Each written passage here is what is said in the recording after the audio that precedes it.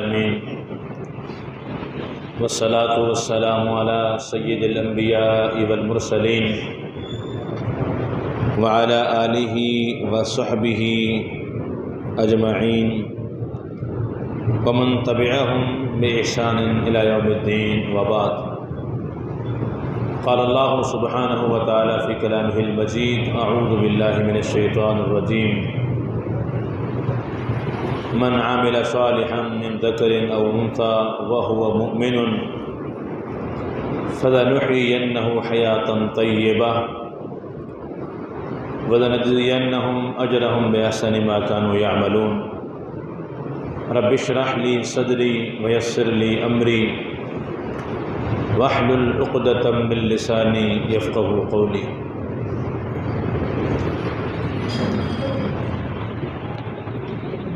ایک باشعور انسان کی نظر میں اس دنیا میں سب سے بڑی اور سب سے اہم چیز اللہ رب العالمین کی ذات پر ایمان لانا ہے. یہ ایمان اللہ کی ذات پر، اللہ تعالیٰ کے رسولوں پر، اللہ تعالیٰ کے فرشتوں پر، اللہ کی طرف سے نازل کردہ کتابوں پر اور اچھی اور بری تقدیر پر، یہ ساری ایمانیات جس ایمان لانے میں ہم اور اللہ تعالیٰ کے انبیاء رسول اللہ صلی اللہ علیہ وسلم سب پابند ہیں. سورہ بقرہ کی آخری آیات ہم میں سے اکثر احباب کا معمول ہوں گی. ان آخری دو آیتوں میں جو پہلی آیت ہے اس میں اللہ رب العالمین نے ایمان لانے میں پہلے رسول کا ذکر فرمایا ہے. آمن الرسول بما انزل الیہ من ربہ والمؤمنون. یہ ایمان بڑی قیمتی چیز ہے، یہ مہنگا ترین سرمایہ ہے، بے مثال سرمایہ ہے. اس کی کوئی مثال نہیں ہے، دنیا میں اس کی کوئی مثیل نہیں ہے. بے مثال اس لحاظ سے ہے کہ اللہ رب العالمین جسے چاہے اسے اس ایمان لانے کی توفیق دے اور وہ سعادت مند لوگوں میں شامل ہو جائے. یہ کسبی چیز نہیں ہے کہ کوئی بندہ اپنی صلاحیتوں کی بنیاد پر ایمان کا مصداق بن جائے، ایمان کا حقدار بن جائے. نہیں، یہ علام الغیوب کے فیصلے ہیں اور وہ دلوں کو جانتا ہے کہ کون سا دل اس ایمان کے لائق ہے. پھر اللہ تعالیٰ اس دل میں اس ایمان کا نور بھر دیتا ہے. آپ نے دیکھا ہوگا کہ جتنی یہ اہم چیز ہے، جتنی قیمتی چیز ہے اس دنیا میں، اتنی ہی اس کی ناقدری، بے قدری ہے. دنیا والے صحیح ایمان، صحیح توحید کے حوالے سے بیگانے، غافل ہیں، بہت زیادہ لاپرواہی کا شکار ہے. ہمارے ہاں آج کل ایک سوچ بنتی جا رہی ہے اور تیزی کے ساتھ پھیل رہی ہے. کیا فائدہ ہوگا ایمان لانے سے؟ کیا فائدہ ہوگا؟ جو بے ایمان لوگ ہیں وہ بھی تو ہم سے اچھے ہیں، بہتر ہیں، کھا پی رہے ہیں. اس ذہن نے، اس ایک دہریت، ملحدانہ، دین بیزار ایک سوچ اور ذہن نے اس کی اہمیت اور کم کر دی ہے. لیکن یاد رکھیے کہ اگر ہم مسلمان اس ایمان کو اہمیت دیں، ایمان اور عمل صالح، قرآن کریم میں دونوں ساتھ ساتھ ذکر ہوئے ہیں. ان الذین آمنوا وعملوا الصالحات سيجعل لهم الرحمن ودا. آپ پڑھتے جائیں آیتیں ہیں بار بار، پہلے ایمان پھر عمل صالح. عمل صالح کی اساس ہی ایمان. جب اساس ہی بندے میں نہ ہو تو پھر عمل صالح کی باری بعد میں آتی ہے، پھر عمل صالح کی سوچ ہی نہیں آتی. اس وجہ سے ہمیں جو اللہ رب العالمین کی یہ عظیم نعمت ہے اس کی قدر کرنی ہے، اور اللہ تعالیٰ بے قدر نہیں. اس اللہ کی عظیم نعمت کی ہم قدر کریں گے تو اللہ تعالیٰ ہماری قدر کرے گا. اللہ تعالیٰ رب العالمین جو اس کی جزا ہے، جو اس کا بدلہ ہے، وہ بھی بے مثال دیتا ہے. اور بڑی بات یہ ہے کہ ایمان کے ثمرات فقط آخرت تک محدود نہیں ہے. میں نے آپ سے عرض کیا نا کہ سوچ یہ ہے کہ ایمان کا فائدہ ایمان والوں کو آخرت میں ہوگا. بات دنیا کی کرو، دنیا میں کیا ہے؟ ہم کہتے ہیں کہ آخرت تو یقینی ہے.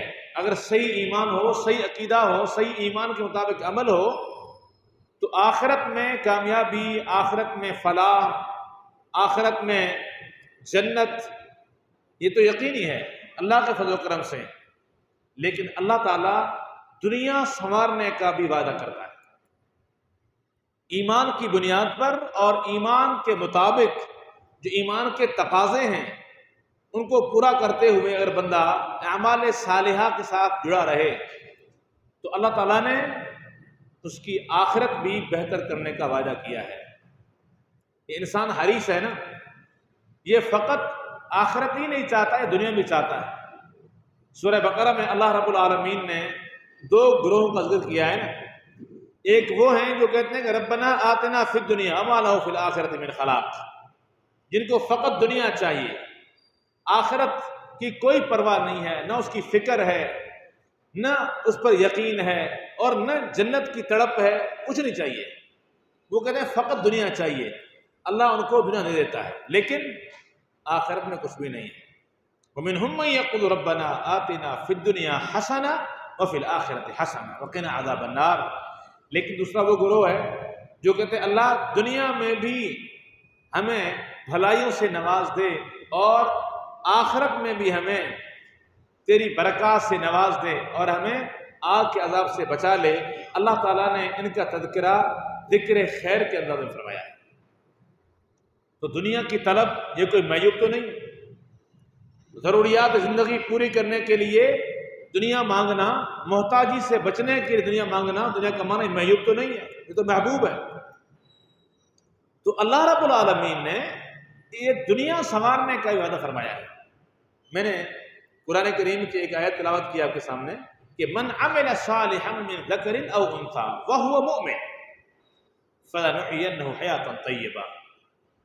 جو بندہ نیکیاں کرے گا، جو بندہ عمل صالحا من ذکر او انثى، اس کا تعلق مرد سے ہو یا عورت سے ہو، مذکر سے ہو یا مؤنث سے ہو، وَهُوَ مُؤْمِنٌ، نیک عمل کرنے سے، اعمال صالحہ سے پہلے وہ بندہ پکا مومن ہو. اعمال کی قبولیت کے لیے صحیح العقیدہ ہونا، مومن ہونا، اللہ تعالیٰ کی ذات پر پختہ بھروسہ اور یقین رکھنا یہ شرط ہے. وَهُوَ مُؤْمِنٌ، اور وہ مومن ہو. دو چیزیں اکٹھی ہو گئی. مومن تھا، اللہ پر اس کا جو بھروسہ، جو یقین، جو ایمان ہونا چاہیے تھا، جو اللہ نے بیان کیا، اللہ کے نبی نے بیان کیا، بالکل ویسا رکھتا ہے. اور پھر کیا کرتا ہے؟ یہ نیکیاں کرتا ہے. فَلَنُحْيِيَنَّهُ حَيَاةً طَيِّبَةً. اللہ نے آگے اپنا وعدہ بیان کیا ہے، ہم ضرور اس کو زندگی دیں گے. فَلَنُحْيِيَنَّهُ، اس میں تاکید ہے. اللہ کا وعدہ، اللہ کی طرف سے خبر یقینی ہے، اس میں کوئی شک نہیں ہے.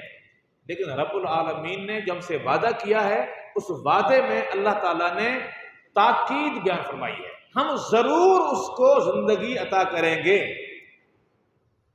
کیسی زندگی؟ حیاتن طیبہ، ایسی زندگی دیں گے جو پاکیزہ ہوگی، عمدہ ہوگی. یعنی اللہ رب العالمین نے ایمان اور عمل صالح کی بنیاد پر دنیا سنوارنے کا اپنے فضل و کرم سے پختہ وعدہ کیا ہے۔ وَلَنَجْزِيَنَّهُمْ أَجْرَهُمْ بِأَحْسَنِ مَا كَانُوا يَعْمَلُونَ، دنیا میں جو انہوں نے اعمال کیے اس سے کئی زیادہ ان اعمال کا اچھا بدلہ ان کو آخرت میں دیں گے۔ تو یہ اللہ رب العالمین کا جو وعدہ ہے، ہمیں اس وعدے پر بھی اپنی نظریں رکھنی چاہیے، اپنا یقین رکھنا چاہیے کہ ایمان کا مقصود اس کی رضا ہے۔ اللہ پر ایمان، اللہ کے نبی پر ایمان، جو بھی ایمانیات، مقصود اس کی رضا ہے۔ لیکن وہ راضی ہوگا تو اللہ رب العالمین سے ہم جنت کے طالب بن جاتے ہیں، یا اللہ تو ہمیں جنت دے۔ اللہ تعالیٰ نے جنت کا بھی وعدہ کیا ہے اور اللہ رب العالمین نے دنیا میں پاکیزہ، عمدہ اور بہترین زندگی کا بھی وعدہ کیا ہے۔ اس وعدے کے حوالے سے ایک اور آیت، مشہور آیت آپ سنتے رہتے ہیں، وَلَوْ أَنَّ أَهْلَ الْقُرَىٰ آمَنُوا وَاتَّقَوْا،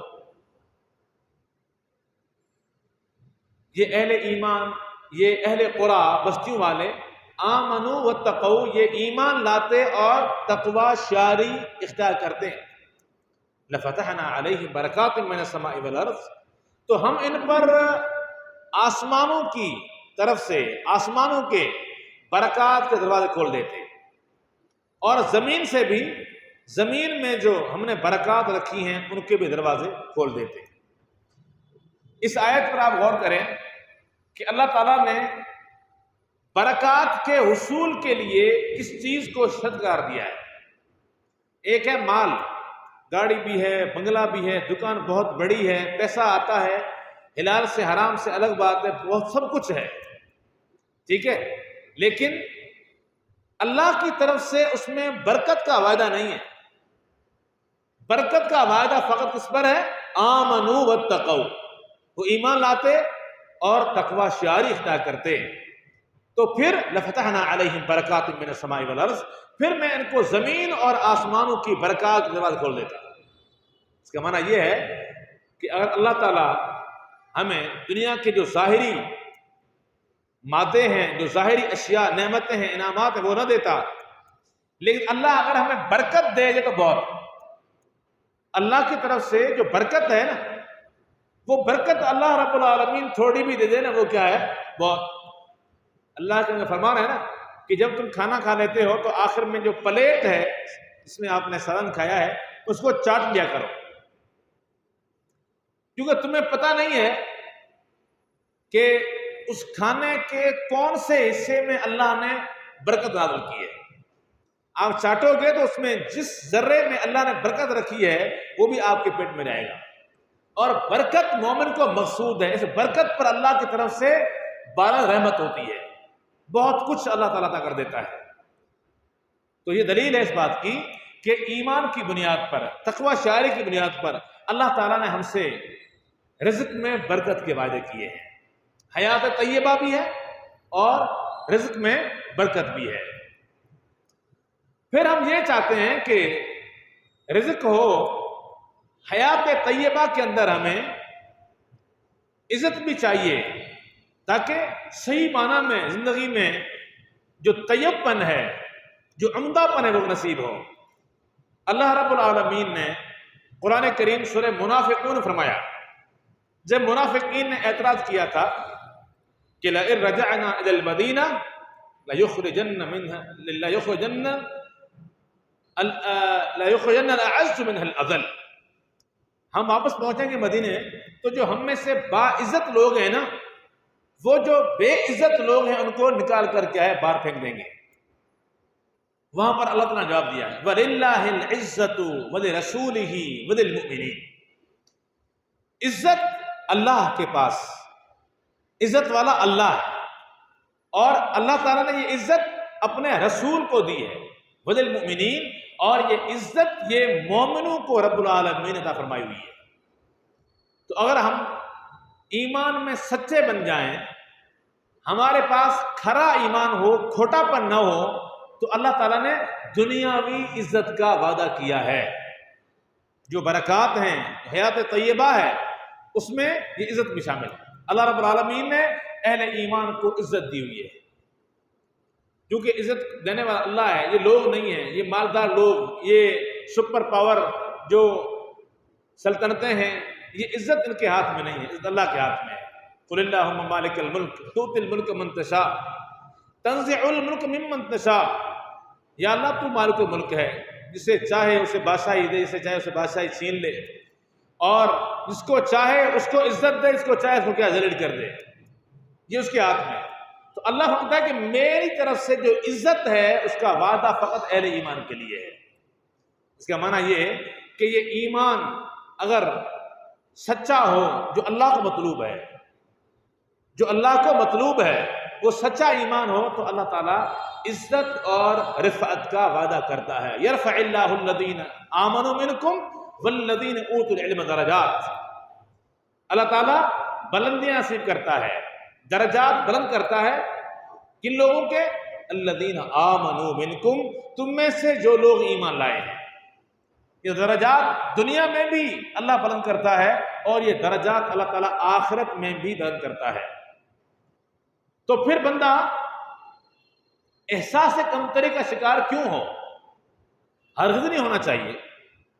بعض اوقات اہل ایمان کی آزمائش بھی ہوتی ہے، لیکن پھر بھی اگر وہ ایمان پر قائم رہے تو وہ دنیا کا سعادت مند ترین انسان۔ صحیح مسلم کی روایت ہے، اللہ کے نبی صلی اللہ علیہ وسلم نے فرمایا، قیامت کے روز ایک بندہ لایا جائے گا اللہ کی بارگاہ میں، اور صحیح مسلم کے الفاظ ہیں کہ یہ بندہ جہنمی ہوگا۔ ایک جہنمی بندہ قیامت کے روز لایا جائے گا، لیکن دنیا میں جو تھا وہ پوری دنیا کے لوگوں میں سب سے زیادہ عیش میں رہنے والا، سب سے زیادہ انعام یافتہ۔ اس کا معنی یہ ہے کہ دنیا میں مال و متاع یہ اللہ کی رضا کی دلیل نہیں۔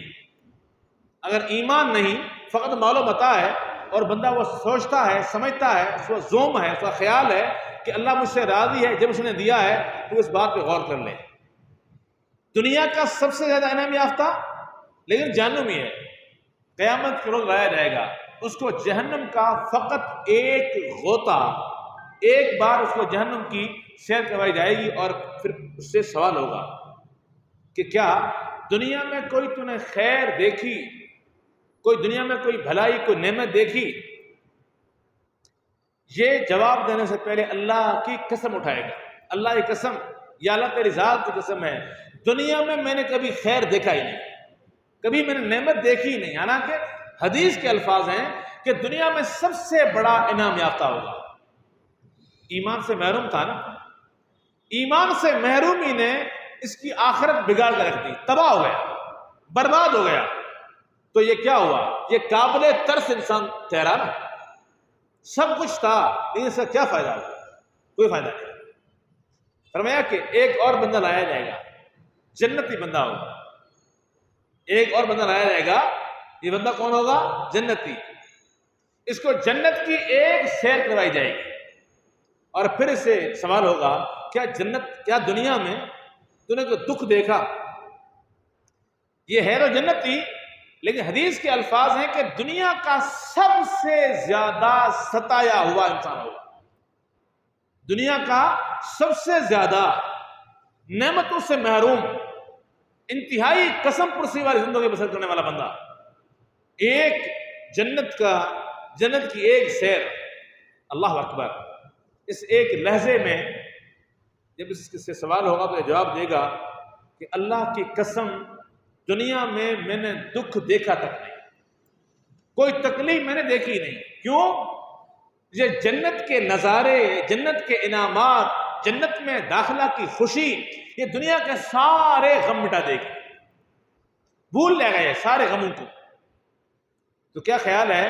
ایمان تھا، دنیا میں آزمائش میں رہا، لیکن جب یہ حساب کتاب کا وقت آیا تو اس کی ساری آزمائش اس کی دماغ سے محو ہو گئی۔ یہ ہے دنیا کا سعادت مند ترین انسان، سب سے بڑا سعادت مند انسان۔ کیوں؟ اس کے پاس ایمان کی دولت، سچا کھرا ایمان، اللہ کے ہاں امتحان میں کامیاب ہوا، اور پھر یہ حقیر، یہ عارضی زندگی یہ اس کی بیت گئی، لیکن یہ کامیاب ہو گیا۔ یہ ہے اصل کیا ہے ملکیت، یہ ہے اصل کامیابی۔ تو میں عرض کر رہا تھا کہ دنیا میں اگر آزمائشیں بھی آ جائیں لیکن اگر ایمان سلامت ہو تو یقین کیجئے گا کہ دنیا کا صاف منترین انسان ہے۔ اس وجہ سے اس نعمت کی بے قدری نہیں ہونی چاہیے، اس نعمت کی بے قدری نہیں ہونی چاہیے۔ بعض اوقات ضمنی طور پر ہم سچے اپنے آپ کو مومن کہتے ہیں، لیکن آج کل کا جو فتنہ سوشل میڈیا، اس سوشل میڈیا پر اللہ تعالیٰ رحم فرمائے بہت سارے آپ کو پیجز ملیں گے جہاں پر یعنی اپنے ذوق کے مطابق وہ بڑے اسکالر ہیں جو لوگوں کو کیا ہے موٹیویٹ کر رہے ہیں۔ ان کی گفتگو اتنی زہریلی ہوتی ہے کہ ہمارے ایمان میں دراڑیں پڑ جاتی ہیں، ہمارے ایمان کی جو بلڈنگ ہے وہ ٹوٹ جاتی ہے، ہمارا عقیدہ پاش پاش ہو جاتا ہے، اور ہم جیسا آج کے اس پرفتن دور میں رہنے والا اللہ رحم فرمائے گناہوں میں لدا ہوا انسان، گناہوں سے لت پت انسان، یہ کیا ہے؟ یہ اللہ کے نبی کی احادیث پر اعتراض کرنے کی جرات کر لیتا ہے۔ اللہ کے نبی کے صحابہ کے مشاجرات میں ان کے باہمی جو عارضی اختلافات ہوئے ان میں یہ فیصل بن جاتا ہے۔ یہ صحابہ کی بابرکت شخصیات پر حکم لگاتا ہے، یہ ان پر اپنے فیصلے کرتا ہے، یہ ان کے بارے میں بحث کرتا ہے، امہات المومنین کے بارے میں اپنے فیصلے کرتا ہے، یا پھر امام الانبیاء سرور کائنات صلی اللہ علیہ وسلم کی احادیث کے بارے میں اس کا لفظ کو سن کر وہ کیا ہے کہتا ہے کہ مجھے شبہ ہے، مجھے کیا ہے تحفظات ہیں احادیث کے حوالے سے، یہ عقل کے خلاف ہے۔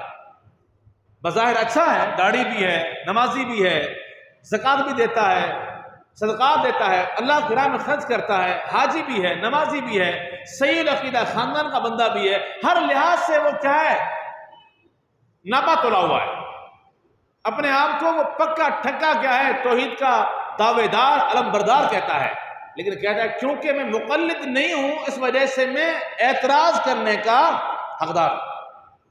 یاد رکھیے کہ یہ چیزیں بھی ایمان کو ختم کر دیتی ہیں، ایمان ختم ہو جاتا ہے۔ اس پر دلائل بہت سارے موجود ہیں کہ اگر بندہ شریعت پر اعتراض کرے، اللہ کے فیصلوں پر اعتراض کرے، اللہ کے نبی کے فرامین پر اعتراض کرے، اللہ کے نبی نے جن شخصیات کے بارے میں منع کیا ان کے بارے میں پھر بھی دل میں شبہات رکھے تو ایمان کیا ہوا؟ وہ یقینی نہیں ہے نا۔ ضمنی طور پر مانتے تو یہودی بھی تھے، اللہ نے فرمایا کہ اتؤمنون ببعض الکتاب وتکفرون ببعض، یہودیو تم کتاب کے بعض احکامات کو مانتے ہو اور بعض کو چھوڑ دیتے ہو۔ تو یاد رکھیے کہ ان شبہات کو اٹھانے والے اور یہ تحفظات رکھنے والے لوگ وہ بھی خبردار ہو جائیں کہ اس متاع ایمان سے وہ محروم ہو جائے گا۔ اللہ تعالیٰ پناہ میں رکھے۔ میں عرض کر رہا تھا کہ اس ایمان میں اللہ نے عزت رکھی ہے، اور پھر دنیا میں جو ہمارے انصار و ایوان ہوتے ہیں نا، ہمیں بڑا حوصلہ ہوتا ہے کہ میری مدد کے لیے میری بیک پہ میرا بھائی کھڑا ہے، میرے ابو کھڑے ہیں، میری قوم کھڑی ہے، برادری کا بڑا ہوں۔ ہمیں اس نصرت پر، اس مدد پر بڑی کیا ہے بڑا فخر ہوتا ہے، لیکن یاد رکھیے کہ اللہ کی مدد سے بڑی کوئی مدد نہیں ہے۔ اللہ تعالیٰ نے ایمانداروں کے ساتھ اپنی مدد کا وعدہ کیا ہے، وَكَانَ حَقًّا عَلَيْنَا نَصْرُ الْمُؤْمِنِينَ۔ جو سچے ایمان والے لوگ ہیں ان کا مجھ اللہ پر یہ حق ہے کہ میں ان کی مدد کروں۔ ایک دلیل۔ دوسری دلیل اللہ رب العالمین نے کہ اِنَّا لَنَنْصُرُ رُسُلَنَا وَالَّذِينَ آمَنُوا فِي الْحَيَاةِ الدُّنْيَا وَيَوْمَ يَقُومُ الْأَشْهَادُ۔ فرمایا کہ ہم مدد کرتے ہیں، ہم مدد کرتے ہیں کن کی؟ اپنے رسولوں کی۔ اِنَّا لَنَنْصُرُ رُسُلَنَا وَالَّذِينَ آمَنُوا، اور ہم ان کی بھی مدد کرتے ہیں جو لوگ ایمان لائے، یعنی ایماندار لوگ رب العالمین کی خصوصی امداد کے مصداق اور مستحق ہیں۔ کہاں؟ یہ مدد کہاں ہوگی؟ آخرت میں بے شک ہوگی، لیکن قرآن نے دنیا کے الفاظ استعمال کیے ہیں۔ رب العالمین کی وحی میں الفاظ ہیں کہ فی الحیات الدنیا، یہ دنیا میں ہم کہاں کہاں نہیں پھنستے، یہ دنیا میں ہم قدم قدم پر کیا ہے پھنسے جا رہے ہوتے ہیں، مسائل، آلام، بیماریاں، یہ کورٹ کچہریاں، یہ جھگڑے پھڈے، اچانک حادثات، بہت سارے مسائل۔ فرمایا کہ میں مدد کرتا ہوں اپنے رسولوں کی اور ان لوگوں کی جو ایمان لائے، دشمنوں کے مقابلے میں۔ کہاں پر؟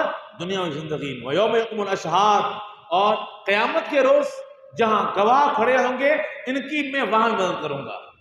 اس کا معنی یہ ہے کہ ایمان اتنا بڑا سرمایہ ہے، ایسی یہ روح ہے کہ رب العالمین کی جو مدد ہے وہ اس سے جڑی ہوئی ہے۔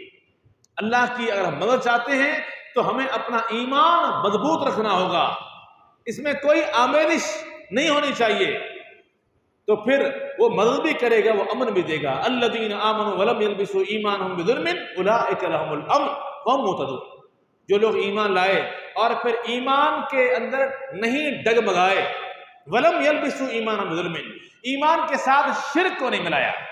بیماری آ گئی، عامل کے پاس پہنچ گئے، ہم نہیں گئے، ہماری عورتیں پہنچ گئیں، اللہ رحم فرمائے۔ ہم عید الحدیث کے اندر ایک بہت بڑی چیز جو نظر آئی ہے وہ یہ کہ ہمارے گھروں میں تربیت نہیں ہے، عورتوں کے پاس بہت سارے کیا ہے تعویذ گھنٹے آ جاتے ہیں باہر سے، ان کی اور سہیلیاں عورتیں لے آتی ہیں، ان کا ذہن خراب کرتی ہیں، یہ عاملوں کے پاس پہنچ جاتی ہیں، بہت سارے کیسز ہمارے علم میں۔ فرمایا کہ ایمان لائے اور ایمان کے ساتھ شرک کو نہ ملایا، اولئک لہم الامن، ان کے لیے امن ہے، یہ امن دنیا میں بھی ہے، یہ امن آخرت میں بھی ہے، وہم مہتدون، اور یہ لوگ ہدایت یافتہ ہیں۔ تو اللہ تعالیٰ نے اپنی مدد کا وعدہ کیا ہے صحیح اور سچے ایمان پر۔ میں اس کی دلیل بھی دے دوں کیونکہ ٹائم بڑھ رہا ہے۔ دیکھیں، بعض اوقات بندہ تنہا ہو جاتا ہے، بعض اوقات بندہ تنہا ہو جاتا ہے، لیکن اگر اس کا دل رب العالمین پر یقین سے معمور ہے، اس کا ایمان پختہ ہے، تو پھر اللہ کی طرف سے غیبی مددیں آتی ہیں، غیبی امداد آتی ہے، غیبی مدد آتی ہے۔ میں حوالے کے لیے دلیل کے طور پر جو سورہ کہف میں اللہ تعالیٰ نے اصحاب کہف کا واقعہ بیان کیا ہے وہ پیش کروں گا۔ یہ کون تھے؟ انہم فتیۃ آمنوا بربہم وزدناہم ہدی، یہ نوجوانوں کی جماعت، ہر دور میں نوجوان بزرگوں سے ایمان لانے میں آگے آگے رہے۔ اللہ کے نبی کا دور دیکھیں آپ، مکے میں امام الانبیاء کے ساتھی اکثر نوجوان تھے، مدینے پہنچے استقبال کرنے والے اکثر نوجوان، یہ نوجوان یہ امت کا سرمایہ ہے۔ اللہ اکبر۔ اللہ تعالیٰ نے نوجوانوں کا ذکر فرمایا، پوری قوم بت پرست ہے، بادشاہ بھی بت پرست ہے، ساتھ میں ظالم بھی ہے، یہ توحید پر ڈٹے رہے اور اظہار کیا کہ جن کی تم عبادت کرتے ہو ہم ان سے بری ہیں۔ آزمائش آ گئی، آزمائش کے لیے انہوں نے ہجرت کی، گھر بار چھوڑا اور پہاڑوں میں چلے گئے۔ اللہ اکبر۔ ایمان بچانے کے لیے اگر بندے کو آسائشیں چھوڑنی پڑیں، انعامات چھوڑنے پڑیں، یہ بنگلے گاڑیاں چھوڑنی پڑیں، بندہ چھوڑ دے، لیکن ایمان ہاتھ سے نہیں جانا چاہیے۔ صحیح مسلم کی روایت ہے نا، اللہ کے نبی نے فرمایا جو فتنوں کے دور آئیں گے ان کا آپ نے تذکرہ فرمایا کہ اس وقت سب سے اچھا مال بندے کے پاس بکریاں ہوں گی، اور یہ بندہ بکریاں لے کے یہ پہاڑوں کی چوٹیوں پر جائے گا، جہاں جہاں بارشیں ہوں گی بکریوں کو وہاں ہانک کے لے جائے گا، ان بارشوں سے اگنے والی گھاس چرائے گا، وہیں پہاڑوں میں رہے گا۔ کیوں؟ یفر بدینہ من الفتن او کما قال، فتنوں سے بچنے کے لیے، اپنا دین بچانے کے لیے کہ وہاں پہنچے گا۔ ٹھیک ہے نا؟ تو ایمان بچانے کے لیے اگر بندے کو سب کچھ چھوڑنا پڑے بندہ چھوڑ دے، لیکن ایمان ہاتھ سے نہیں چھوٹنا چاہیے۔ یہ لوگ وہاں پہنچے، پہاڑ میں غار ملی، اللہ تعالیٰ سے دعا کرتے ہوئے ربنا آتنا من لدنک رحمہ وہیئ لنا من امرنا رشدا، یا اللہ تیری رحمت کے طلبگار ہیں تو رحمت برسا دے اور معاملات آسان کر دے۔ یہ غار میں پہنچ گئے، اللہ نے اس ایمان کی قدر کی۔ یہ 309 سال اس غار میں رہے، اور اللہ نے فرمایا اے نبی اگر آپ ان کو دیکھتے تو آپ کو ایسا لگے گا وَتَحْسَبُهُمْ أَيْقَاظًا وَهُمْ رُقُودٌ، ایسا لگے گا کہ یہ جاگ رہے ہیں حالانکہ وہ سوئے ہوئے تھے۔ 309 سال تک اللہ نے ان کو سلا دیا، اور اللہ نے فرمایا کہ سورج پابند تھا کہ وہ چڑھتے ہوئے بھی کیا ہے کترا کر جاتا دائیں طرف بائیں طرف، اور جب پھر آگے کیا ہے زوال ہوتا، جب ڈھلنے کے لیے مڑتا تو جب پھر کیا ہے کترا کر بائیں طرف جاتا، چڑھتے ہوئے دائیں طرف اور کیا ہے ڈھلتے ہوئے بائیں طرف۔ یہ سورج بھی پابند تھا کہ تپش سے ان کو نہیں تپائے گا، اور اللہ نے فرمایا کہ ہم ان کے پہلو بدل رہے تھے۔ 309 سال تک کیا ہے ہم ان کے پہلو پلٹ رہے تھے کہ کہیں زمین کی مٹی ان کو کھا نہ جائے، اور جب تلک یہ نیندوں میں تھے ان کو پرواہ نہیں تھی کہ ہم کیا ہے سوئے ہوئے ہیں اور اتنا وقت بیت گیا ہوگا۔ اس پورے واقعے کے اندر اصل بات کیا ہے، آپ پڑھیے گا جمعہ کے دن یہ سورہ کہف پڑھنے کی فضیلت ہے، بہت سارے اور بھی واقعات ہیں، آپ اس میں غور کیجئے گا۔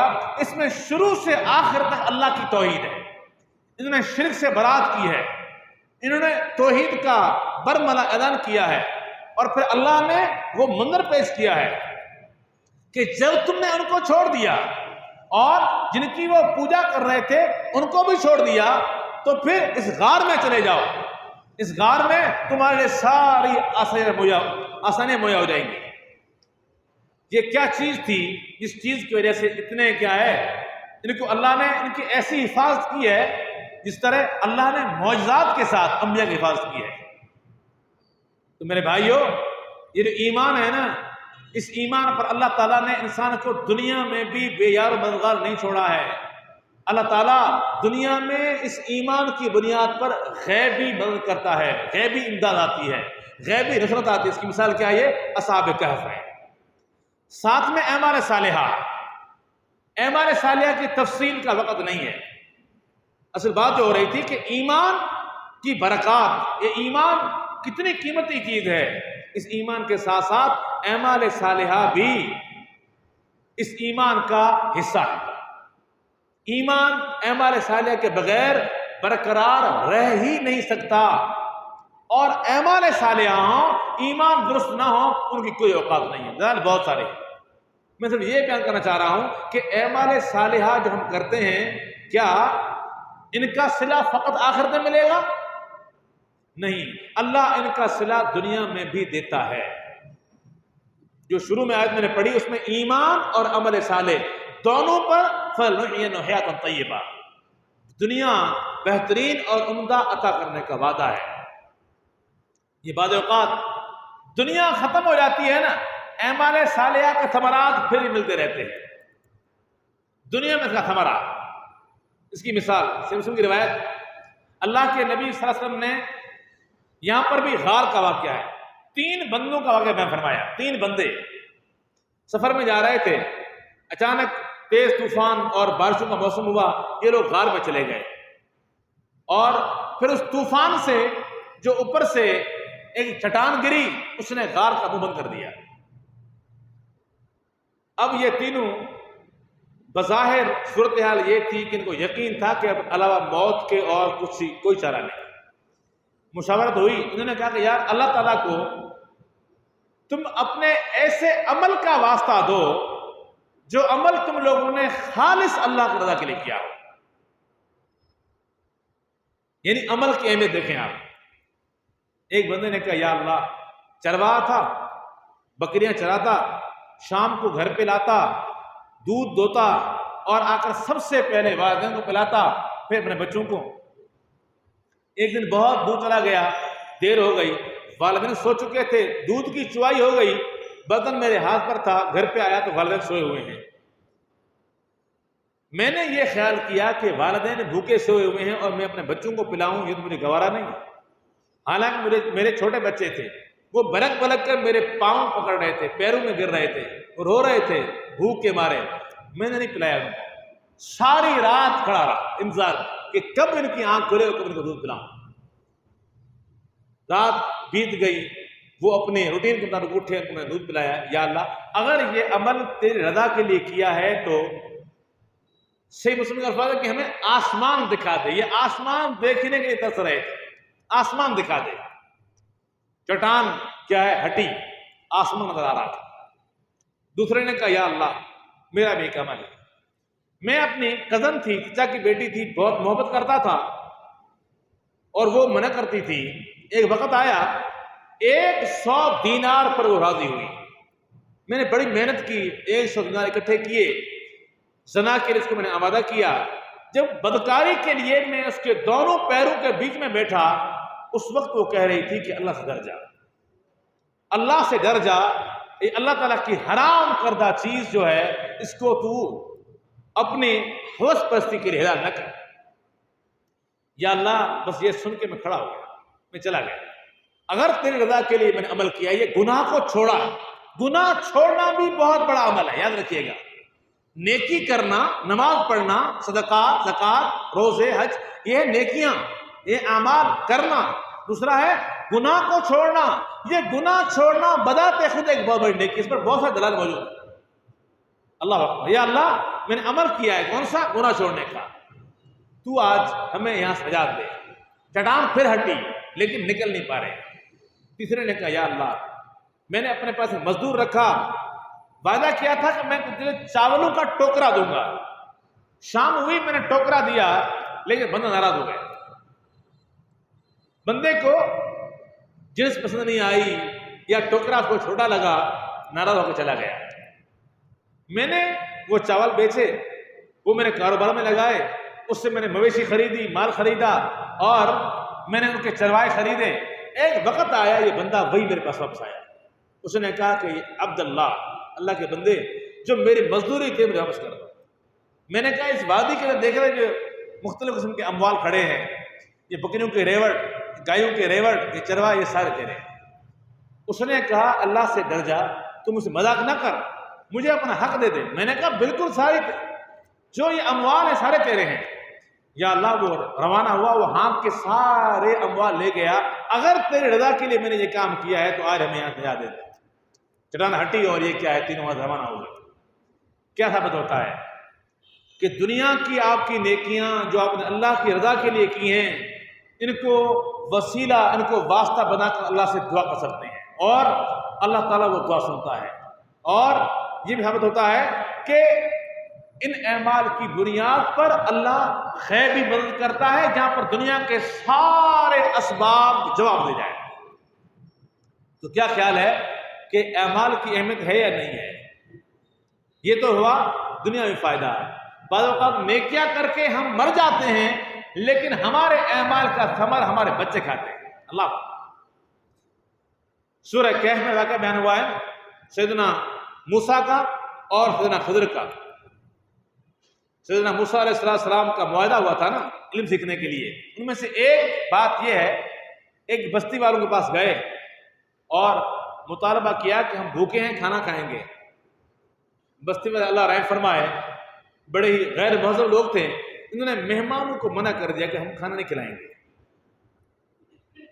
خضر رضی اللہ عنہ نے کیا کیا، وہاں پر ایک دیوار ٹوٹی پھوٹی تھی، جو دیوار پوری کیا ہے اجڑی ہوئی تھی، اس دیوار کو سمانا شروع کر دیا، اس پہ لیپ کر رہے ہیں، اینٹیں لگا رہے ہیں، مٹی لگا رہے ہیں، دیوار کو کیا کھڑی کر رہے ہیں۔ سیدنا موسیٰ نے اعتراض کیا کہ ایک تو انہوں نے کھانا نہیں کھلایا، پھر آپ ان کی دیوار کھڑی کر رہے ہیں۔ سیدنا موسیٰ علیہ السلام کے اس جواب پر ان کا معاہدہ تو ختم ہوا علم سیکھنے والا۔ پھر اصل جو وجوہات تھیں وہ بیان سیدنا خضر علیہ السلام نے، انہوں نے کہا کہ اما الجدار فکان لغلامین یتیمین فی المدینۃ وکان تحتہ کنز لہما وکان ابوہما صالحا۔ اور میں یہ دیوار میں نے کھڑی کی ہے، بتایا کیا ہے، اس شہر میں 2 یتیم بچے ہیں، 2 یتیم لڑکے ہیں، اس دیوار کے نیچے ان کا خزانہ، ان کا خزینہ دفن ہے، اور یہ اس خزانے کی علامت ہے۔ میں نے یہ دیوار کھڑی کر دی تاکہ جب یہ بچے جوان ہو جائیں گے تو دیوار قائم ہوگی، نشانی قائم ہوگی، یہ گرا کر خزانہ نکال لیں گے۔ اور اس نیکی کا اس نیکی کی وجہ کیا ہے، سبب کیا ہے؟ وَكَانَ أَبُوهُمَا صَالِحًا، ان کے ابو جو فوت ہو گئے، ان کو یتیم کر کے چلے گئے، وہ نیک وکار تھا۔ اس نیک ابو کی اولاد کی دیوار کی حفاظت، ان کے خزینے کی حفاظت کے لیے خضر علیہ السلام آئے۔ پتہ نہیں کہاں سے آئے، پتہ نہیں کیا سبب بنا، کیسے سیدنا موسیٰ وہاں پہنچے، یہ ایک بہت اس کا کیا ہے پس منظر ہے۔ لیکن یہاں پر اللہ رب العالمین نے، یہ باپ نے جو محنت کر کے دنیا کمائی، اس کا اللہ محافظ بنا، اللہ نے اس کی حفاظت کی، اللہ اس کا پھل ان کے بچوں کو کھلائے گا۔ وجہ کیا ہے؟ وَكَانَ أَبُوهُمَا صَالِحًا، نیکوکار تھا۔